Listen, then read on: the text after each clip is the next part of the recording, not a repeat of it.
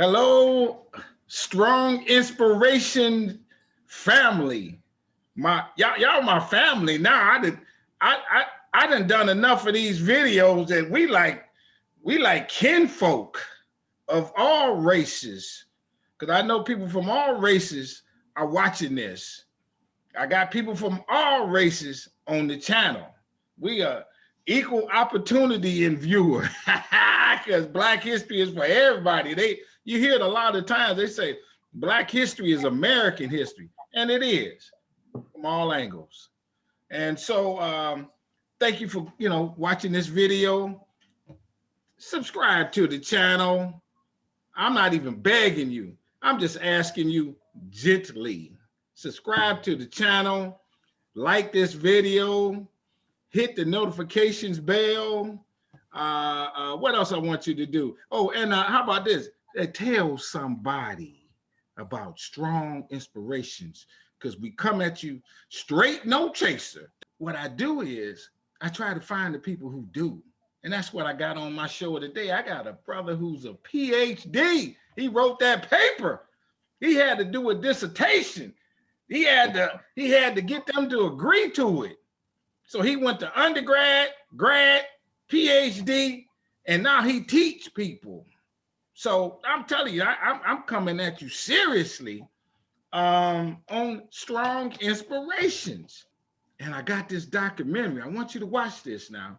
It's about the rise of Black business in America from 1800 to 1960. Slaves went to college. Black millionaires in the 1800s. What the racists did to destroy Black business districts. It's all in the film. It's only 75 minutes long, but oh man, it's packed powerful information. My film is streaming on Amazon, and you can get the DVD on Amazon. And I invite you to do such. And then to complement the film, I wrote this book titled Black Business Book, but it's over 200 facts on Black history. It's like the movie. The movie got some interviews in it with people whose family owned a business in the 1900s, early 1900s. The book don't have that, but it's got more facts and it's thorough. I like to say, and somebody put it and told me this, it's the most comprehensive, easy to read Black history book ever. It's right there, straight in your face with all these facts. So the book and the movie are both again on Amazon, or go to my website so we can cut the other guy out because he got enough money. And go to inspirationsbystrong.com. You follow me, folks? Come on now, because this is free to give you this solid information. So without further ado, I'm gonna let this PhD guy tell us who he is and what he do. All right, my brother, let's go for it. Yes, good morning, Brother Brogdon. My name is Dwayne Mack, and I am a history professor at Berea College in Berea, Kentucky. And I'm also the VP for Diversity, Equity, and Inclusion. But I've been at Berea since 2003, came here with my wife from Washington State University. Before that, let me go back to Methodist College, which is now Methodist University, where I earned my BA. Then my MA from North Carolina Central. Speaking of HBCUs, yes, sir. Our game and events there in Atlanta. So my MA from there in American history, and then my PhD from Washington State University in 2002 in Pullman, Washington. And got a job at Berea in 2003, moved here with 3 kids and my wife, who also has a PhD. And added one more to the family. So we have 4 children that we've raised here in Madison County in Kentucky. Ooh, that's smooth. 2 PhDs in the house. Them kids, I know they smart. They was born with a lot of brains. That's all right. You've moved around the country to get your education in history. Why do you like history? What's history mean to you? Well, I was born and raised in Brooklyn. So history was surrounding me, just like any other community. Every community has history. And just growing up, the radio programs, the TV programs, people like Gil Noble, Like It Is was a program that came on one of the local channels. I think it was the ABC affiliate back in the 1970s. Parents were in the Nation of Islam, met people who knew Malcolm X. It was just, part of my environment, or I was part of that environment where history was important. We listened to Dr. John Henry Clark on radio shows, on WLIB, which was owned by Percy Sutton. Percy Sutton, as you know, was Malcolm X's lawyer, attorney. Oh, no, I didn't know that. No. Yes, yeah. And Percy Sutton owned a couple of radio stations, WBLS and WLIB. Okay. City. And like I said, and parents from the South who migrated to New York in the 60s and had bus there in the Big Apple, is just, it was a way of life. Okay. Rich stories about, the civil rights movement. Sure. Our movement surrounded me during my youth. So when you study history, okay, how much new stuff can you learn after you've been doing it for 5 years? I mean, not all the facts are there, but do you pick a particular topic to focus in on? How do you study history? What is it? I mean, I read 9 books. I read all these books. I wrote a book, what have you. What more is there to learn from your perspective in history? Oh, there's a tremendous amount to learn. I'll give you an example. When I was a PhD student at Wazoo, at Washington State University, my advisor, Leroy Ashby, he suggested, especially since my wife and I already had a child, that I pick a local topic. Pullman is 80 miles south of Spokane, Washington.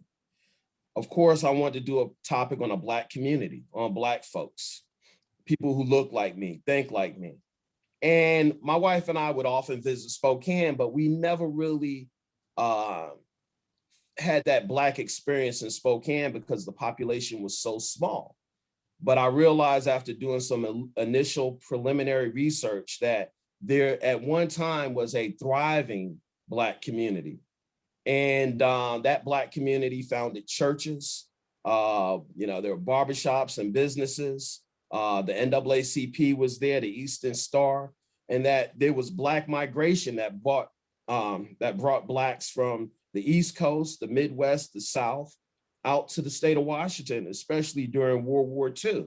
So, when you look at history, we always often look at it from an East Coast perspective or a Southern perspective. Oh, sure, right. Happened in just Detroit, New York, New Jersey, South, and that there was no struggle or Blacks did not exist elsewhere. Sure. It's important that you understand that this, the Black experience is the American experience. And if whites traveled west, yes, World War II to work in the defense industry, so did Blacks. Okay, I got you. There are so many stories that need to be uncovered. We haven't even discovered the tip of the iceberg, so to speak. I got you. There are thousands and thousands of stories out there. I got you. You look at Spokane. Spokane became relevant a few years back, about 5-6 years ago, with the Rachel Dolezal situation where she was masquerading as a Black person. And then that's right. I know who you're talking about, right. Then I was tapped as an expert to talk about, the Black experience in Spokane. That an African student in 1963 that sued a white barbershop because the white barber refused to cut Black people, the hair of Black people. I got you. That there was a public accommodations case that was heard there. So if Jim Crow existed in the South in the 60s, out west. Yeah. Oh, no question. Yeah, I know it's across the board. And across the board. So now when you leave there, did you hope to find a job at a university that had a historical perspective, and that's why you're so happy and I'm putting words in your mouth. So happy to be at Oh, Berea, of the history that Berea has, the university and the city. God works in mysterious ways, I believe. And, I believe me and my family, we're always led by God, and that I was not expecting this. My journey is a strange journey, growing up in the projects in Brooklyn in Marlboro houses, and then earning a PhD, first generation. No question. That's huge. Student. Congratulations. Right. And then coming all the way out here, from leaving a diverse community, moving south, living in North Carolina, then living in Lily White, Pullman, Washington, to Kentucky. It's been a journey. And yes. I didn't know what I would be getting into yes. for this job. We wanted to leave Pullman and get out of Pullman. Yes. I got here, I realized that this place, this school in Appalachia, has a rich history. Yes.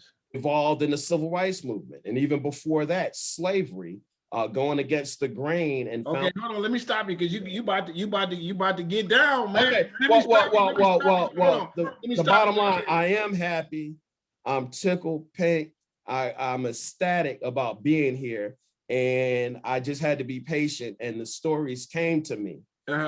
So many rich stories, civil rights movement. I consider myself a historian of the 20th century. Okay. Oh, a little something about. Okay, but this is what I want to ask you. You're at Berea College. Where is Berea College?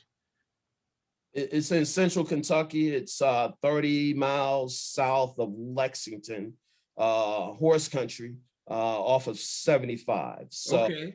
And Berea is, what kind of college is it? It is a small liberal arts college of 1,600 students.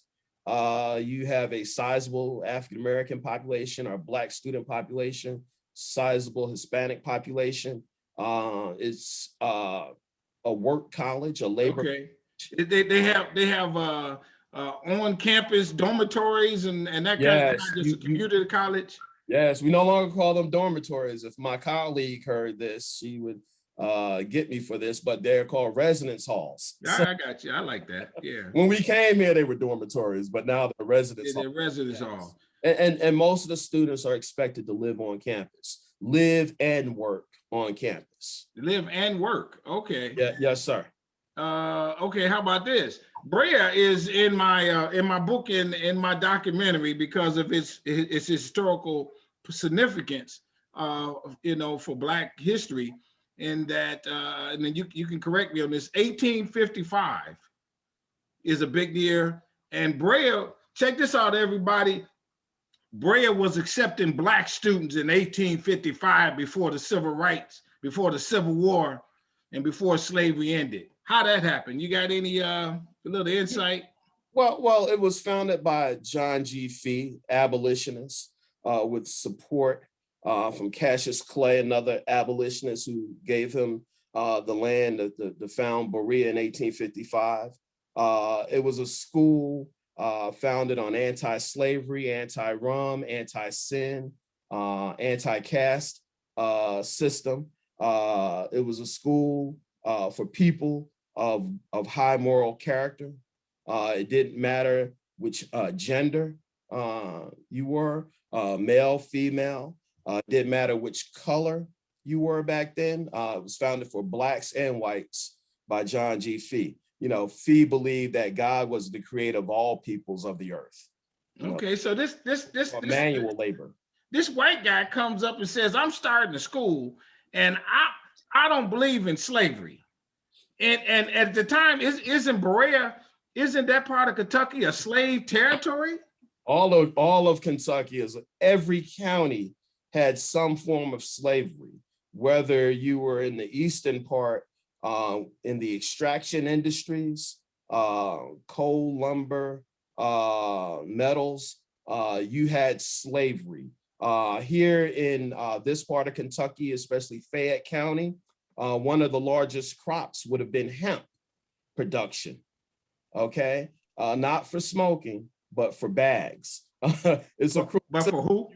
for cotton bags. Oh, really? Okay, hemp Bags. okay, It's a fabric. It's used to make. I got you. I got you. Sacks that you would send the bags to Mississippi, to the deep South, to the Cotton Belt, and the slaves there would pick cotton. But you have Kentucky is a corn, hemp, and tobacco producing state. I got you. Slavery did exist in this county, in Madison County. You had a meat packing plant that worked slaves. So yeah, wow. A major part of this economic system. It was part of the economic engine, and he was going against the grain. And you could imagine he was chased out a few times. And chased out of where? What do you mean, out of the land? Chased out of Berea. You had night riders that would harass Fee and the students and faculty and staff at the college. And then he was chased out during the Civil War and had to retreat, and he went to Camp Nelson in Jessamine County.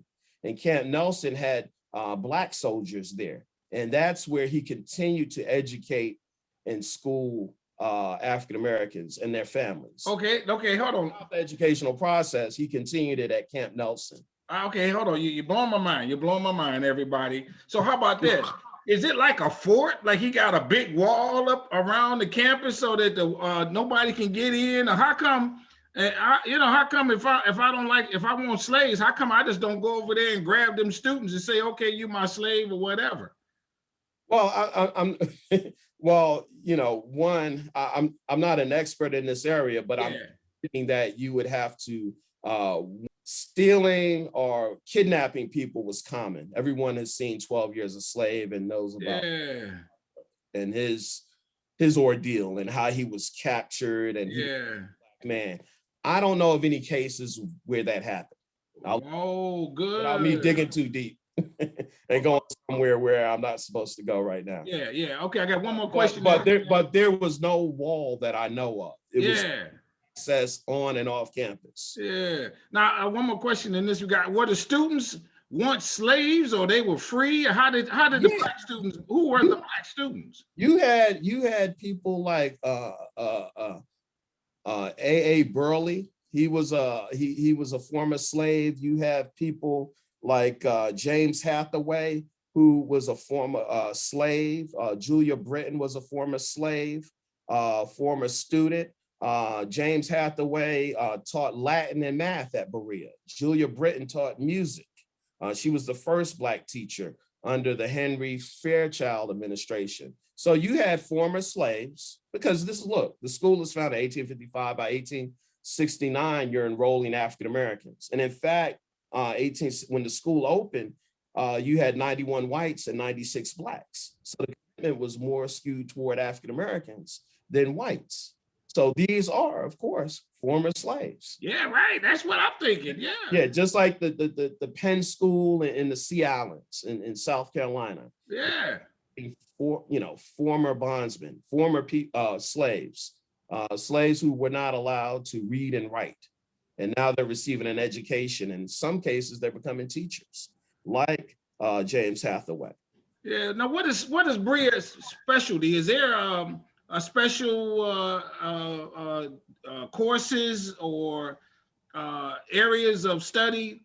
What are they math, they engineering back in the day, land cultivating? What would you say their specialty? Back in what day? When they first got started, or even now, is there specialty? It's a liberal arts college where you could get to take a diversity, different classes. You could take math, science, history, political science, sociology, child and family studies. Yeah, I got you. Chemistry, and that will prepare you to go out and decide on which course of education, and whether you want to get a PhD or a master's in public health or I got you in education. I got you. It prepares you for that PhD, or to become a medical doctor, or to become a lawyer. I got you. I like so.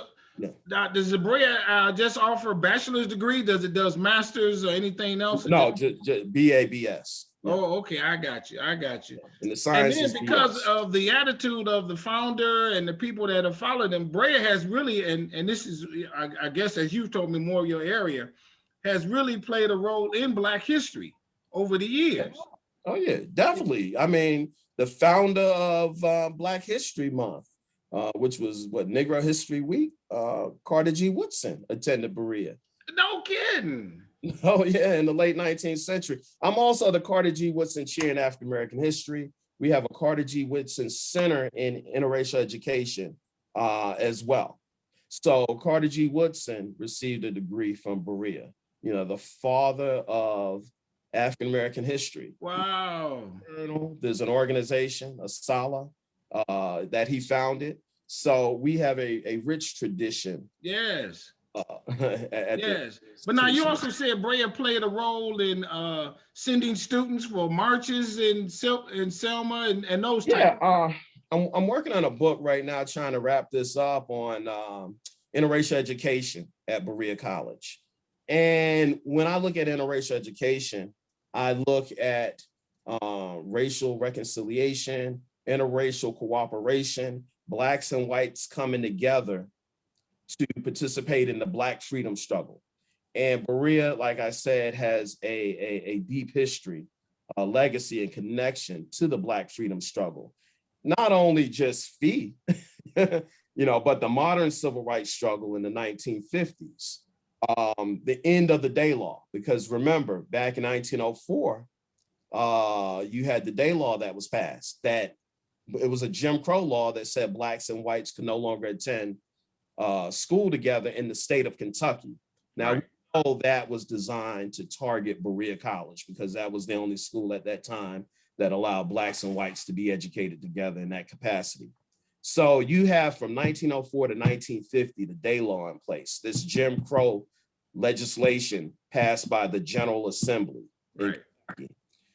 But by 1950, the doors opened back up for African American students. Okay. By the 1960s, you have, the civil rights movement is gaining momentum under, leaders like Dr. King. Sure. Are going to participate in the March on Washington. They're going to open their doors for Prince Edward County students from Virginia. Remember, in the 1950s, Prince Edward County in Virginia closed its doors instead of following the mandate of the courts, Brown v. Board, that, said, you must integrate.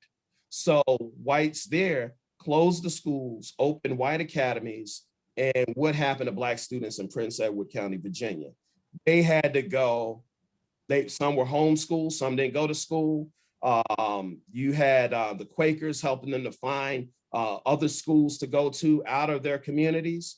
And Berea was a landing spot for about a half a dozen or so of these students, because at that time we had a foundation school that was grades 1 through 12. Really? Campus as well, right? And they and we were able to accept about 5 or 6 of those students at our foundation school. And some of those Prince Edward County students also came to Berea and attended Berea and graduated from Berea, like Kathy Scott, who went on to come back from earning an MA and become a teacher at Berea College, one of the first Black teachers since Julia Britton. Black female teacher since Julia Britton. You had Alfred Cobbs, who went on to become a German studies professor. Okay, I like this. Yeah, right. So, yeah. So there's a tradition there. So 1960s, not only that, you had the 1964 March on Frankfurt. You had hold on, what's that? What's that all about? Kentucky is activists there are challenging Jim Crow in public accommodations. So there's pressure from Black civil rights organizations to petition the governor to sign a civil rights law to end discrimination in public accommodations. Berea's going to be a part of that. Okay, we're going to send busloads of Blacks and whites to participate in that march on Frankfurt in '64, where they're going to hear Dr. King, wow, Jackie Robinson, and folks like that. Yeah. Are, pushing the governor to end discrimination in public accommodations. And we even had an opportunity in, what was that, 64, to participate in the Freedom Summer events. Unfortunately, initially, the president said yes, but then backed down and changed his mind. So we could have had the training school for those activists that summer, but unfortunately, or that spring, but unfortunately, we backed down. But our claim to fame, thing that I realized when I first got here, a colleague of mine, Al Perkins, he was a year away from retiring. He said, Dwayne, did you know that Berea had participated in the Summit of Montgomery March? Now, you know, we celebrate greats like John Lewis, God soul, but we sent 54, a contingent of 54 Bereans to that march in 1965. Oh, man. We marched the last 4 miles from City of St. Jude with Dr. King to the state capitol to hear Dr. King and Rosa Parks and others petition the governor, the racist governor there, Wallace, to give us voting rights. And, that's strong. I mean, so you know, there is, like I said, a deep, rich tradition. Berea going against the grain, a radical tradition of going against the grain, and getting into what did John Lewis call it? What was that? Good what? Good trouble. Yeah, good there trouble. you go. That's right. That's right. Good trouble. You Yeah, hear me, brother. Good trouble. Okay. Yeah. So, so I mean, and listen, I'm not saying it was all everybody was accepting and everybody was on board with this. You had some resistance. You had the school, for example, refuse to let the students, that group, use its bus, the school bus. So the students raised money. You had a faculty member or a couple of faculty members donate money so that they could rent a bus, a charter bus. Yes. But the president at the time, Francis Hutchins, did loan his car so that you could send a caravan, like 4 cars. Yeah. They could act as security, as a buffer, because you're a target on that road. Yeah, sure. To Alabama. So, and not only did they participate in that part of the march, you had about 4 or 5 guys, 3 white and 1 black, participate in what was called Turnaround Tuesday. Remember, the Bloody Sunday was March the 7th, right? Turnaround Tuesday, which it was later called, was March the 9th. And you had a group of young men who went down there and they thought they would be marching from continue that march. Right. Those black people were brutalized, women and children.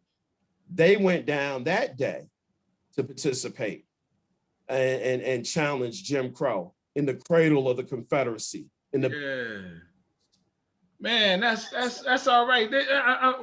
Man, as we kind of come to a close, Berea, is it a religious school? Is it based on Catholic principles, something like that, or it's just the attitude of the founder and the people that he would hire to be so much more inclusive? No, it goes back to God was the creator of all peoples of the earth. You know, Christian ethic, Christian principles. It's accepting of all people, all peoples of the earth. Man, that's beautiful. So that's the basis. That's the foundation. If you don't mind, I ask this one more question.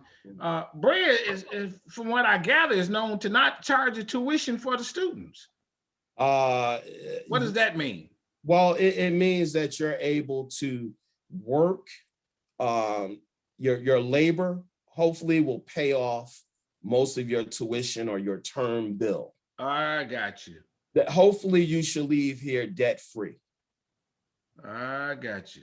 I Tuition, I really like it. Tuition promise, you know, that, you know, you will not accumulate debt and be in slavery. I got you. I got you. And that you'll be able to go on and further your education and be an agent of social change. I got you. And pay it forward. I got you. I like it. As we come to a close, does Berea have a mantra or motto, you know, that they live by? Is there something like that on the emblem?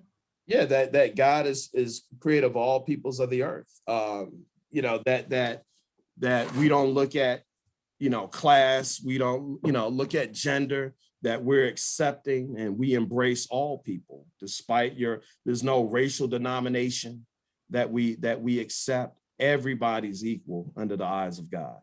Beautiful. Brother, I thank you so very much for coming on Strong Inspirations, giving it to us strongly as you have.